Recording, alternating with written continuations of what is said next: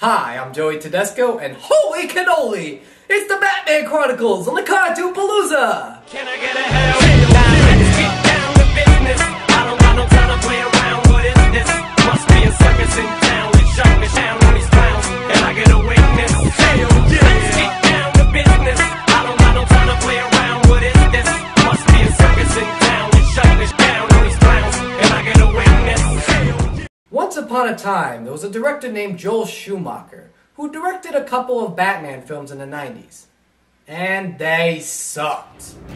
While Batman Forever was somewhat tolerable, it's agreeable that Batman and Robin represented the darkest moment of the Batman franchise, if not the history of the character.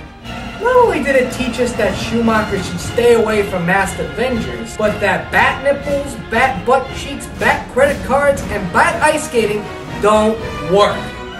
At all. So why exactly am I mentioning these abominations? They're certainly not animated. It gave a bad reputation for Batman films that came out in the 90s, always associated to Schumacher. However, that's not the case for the movie we're watching today. Made by the same team that made Batman the Animated Series, we're going to be watching Batman, Mask of the Phantasm.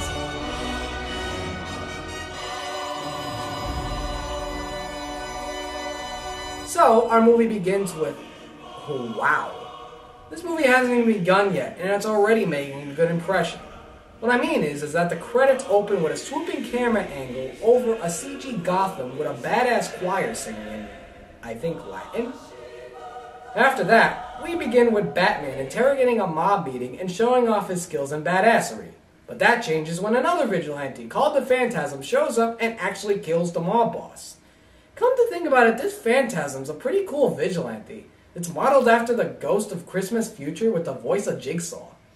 Now, if a ghostly figure killing off mob bosses was enough for Batman, Bruce's ex comes back to town, which overwhelms him with flashbacks of his origins, which I have to say is exactly how I imagine Bruce Wayne becoming the Batman. It's practical and catches what it would be like fighting crime. That is, until he catches a speeding truck. I'd say it's because he's Batman, but he's not Batman yet. He's black ski mask greaser jacket guy. Outside of Batman becoming Batman, there's the choice of Batman not becoming Batman. I think? Yeah, that should work. That includes the reason Bruce is having these flashbacks. A girl named Andrea.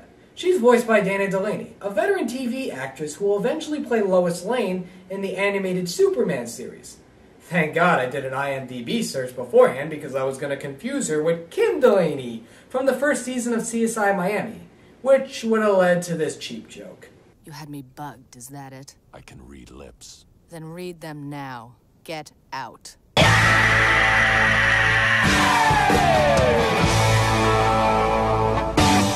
She was pretty much the perfect woman for Bruce. Strong, good-spirited, rich, and even has a dead parent on her conscience. Speaking of dead parents, Bruce is left deciding whether he should do with fighting crime or having a life with Andrea. I don't want to let you down, honest, but it just doesn't hurt so bad anymore. You can understand that, can't you? Look, I can give money to the city, they can hire more cops, let someone else take the risk, but it's different now.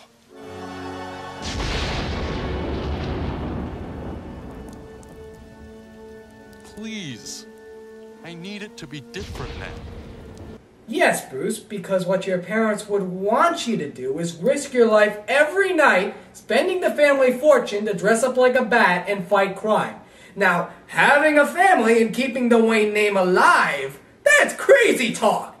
Seriously, you got the butler to give you all the pleasure you want. You think you know everything about me, don't you?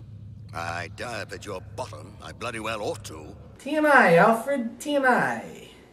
So switch back to present day, and we have a mob boss that's afraid of getting iced. However, he confuses the Phantasm with Batman, and hires the best person he thinks could take him out.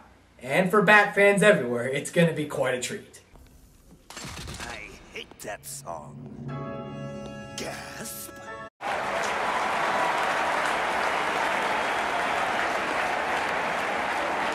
Yes, Mark Hamill is the Joker for the win. Seriously, This guy always managed to make Batman the Animated Series really fun to watch. His dark sense of humor and his unpredictable nature, the portrayal puts him up there with Jack and Heath. It's amazing.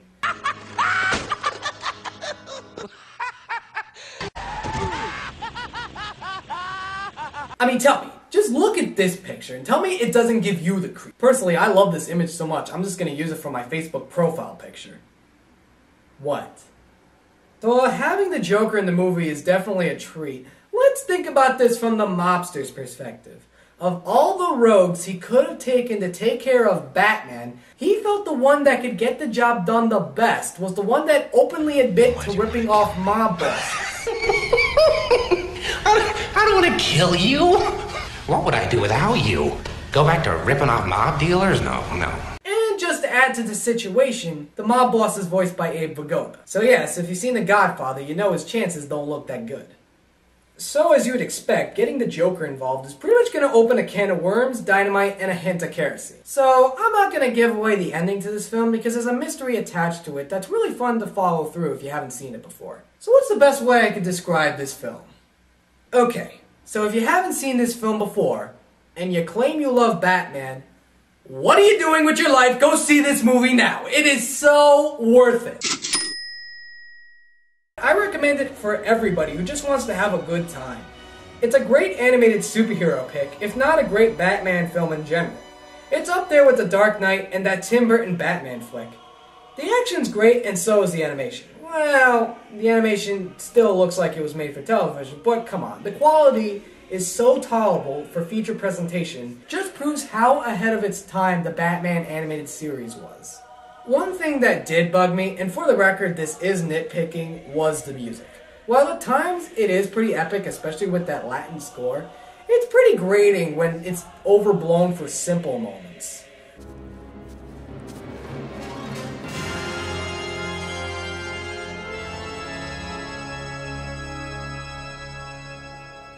Come on, the score doesn't have to beat you on the head telling you how to feel. This isn't the dramatic Chipmunk. To be fair, this movie was intended for both adults and children, offering a good balance between the dark and lighthearted moments. What can I say? This movie's really good and I think you should watch it. I'm Joey.T.Cartoon.P, and we got one more episode on the Batman Chronicles heading your way, so stay tuned.